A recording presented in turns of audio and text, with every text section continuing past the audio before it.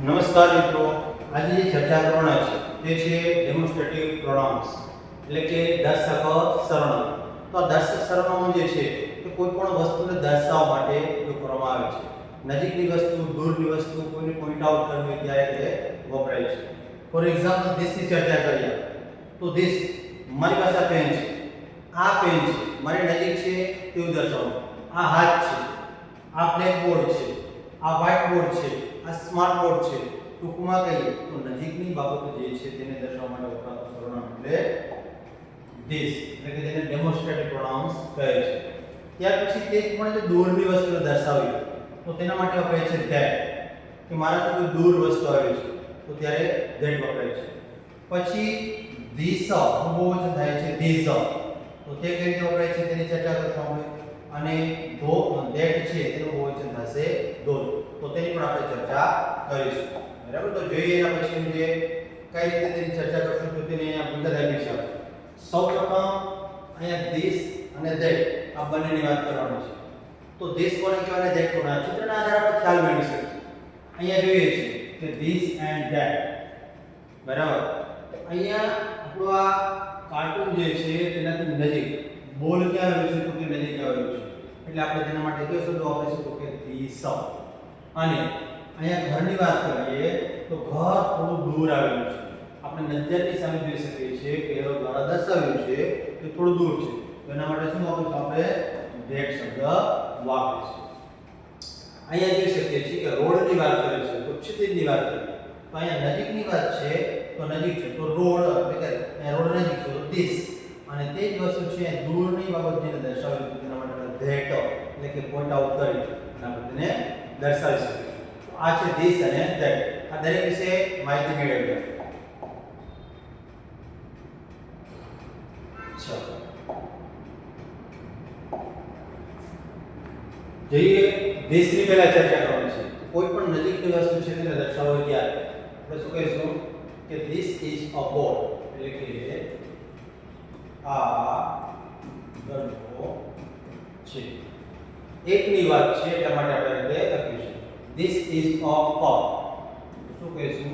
આ કપ છે. This is a table, તો ગુજરાતી શું થશે?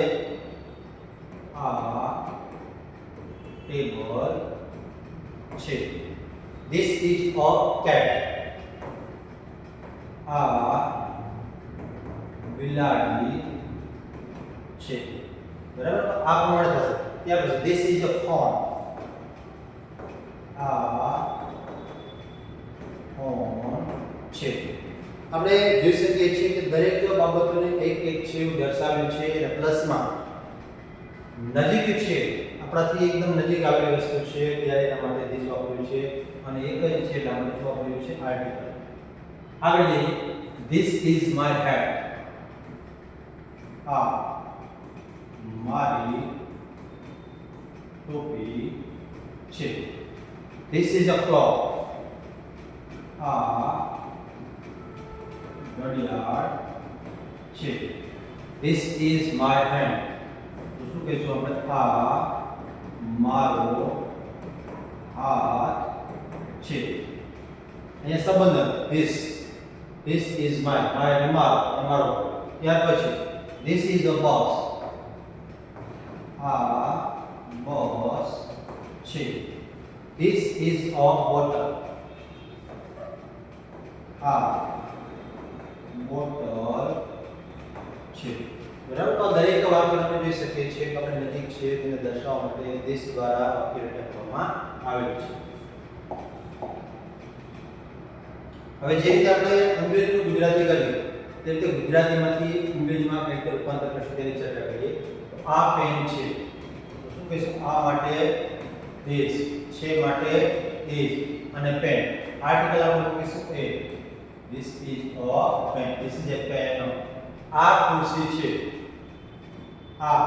બરાબર, આ માટે અંગ્રેજી શું કરશું તો કે ધીસ ઇઝ અ ચેર. આ મારું ઘર છે. અહીંયા સંબંધ દર્શાવ્યો છે મારું. બરાબર, તો એની ચર્ચા પણ આપણે કરીશું. એટલે કે ધીસ ઇઝ માય એટલે મારો એટલે my.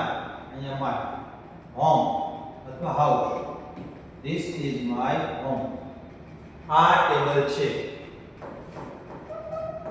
This is a table. આ મારો મિત્ર છે. This is મારો એટલે મારા મિત્ર એટલે friend.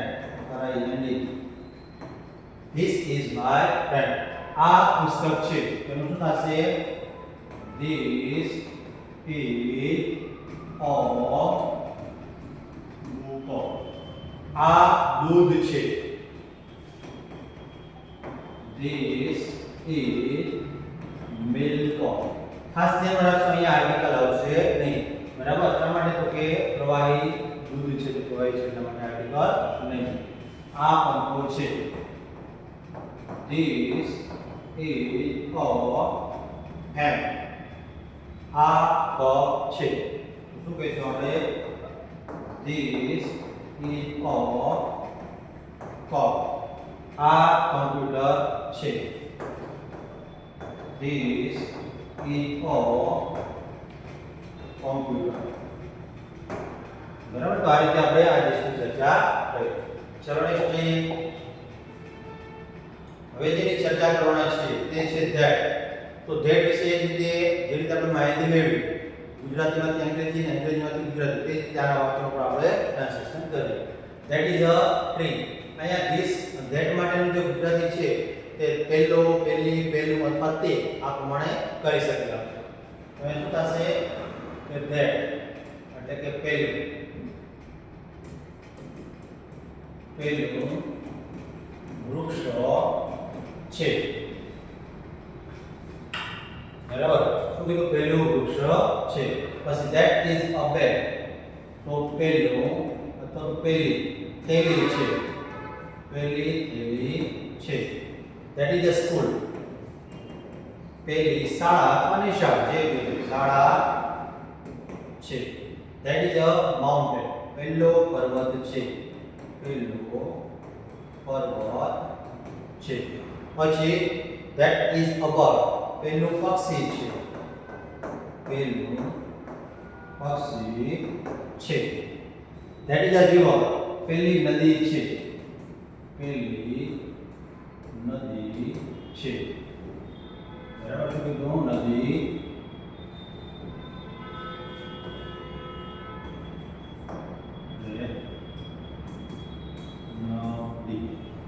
બરાબર? That is my friend. પહેલું મારો મિત્ર છે. That is a hospital. પહેલી હોસ્પિટલ એટલે કે દવાખાનું. દવાખાનું છે. That is a cow. પહેલી ગાય છે. That is a sun. પહેલો સૂર્ય છે. બરાબર? આપણે ત્યાર પછી જઈએ આગળ. ગુજરાતીનું અંગ્રેજી કહીએ.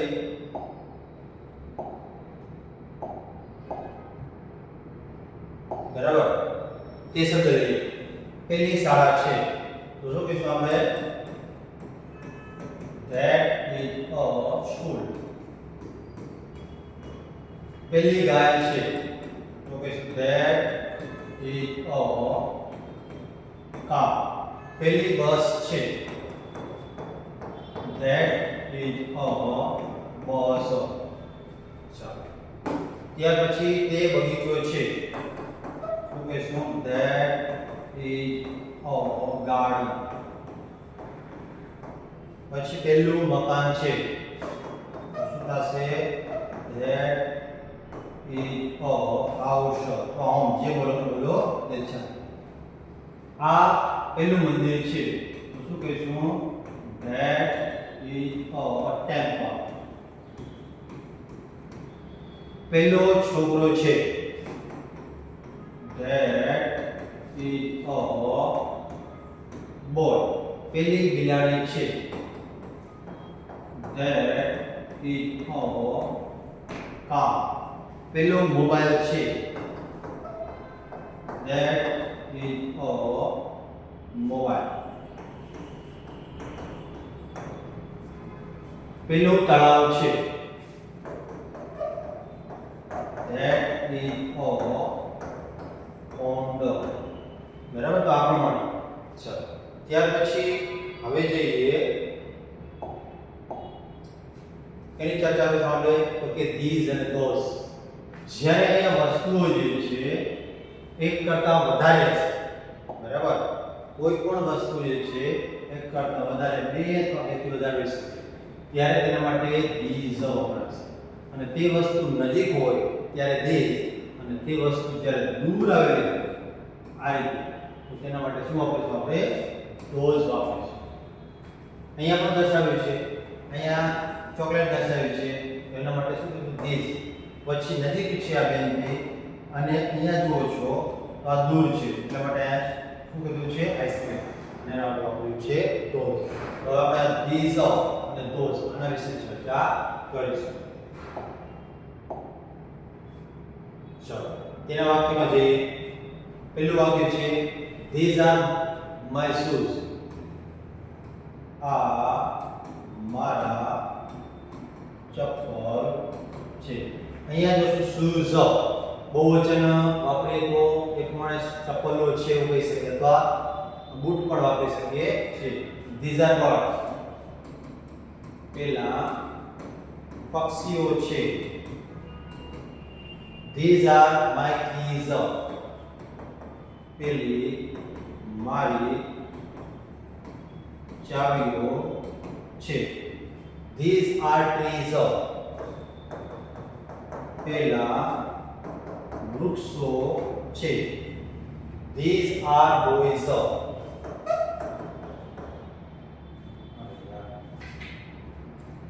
Yeah.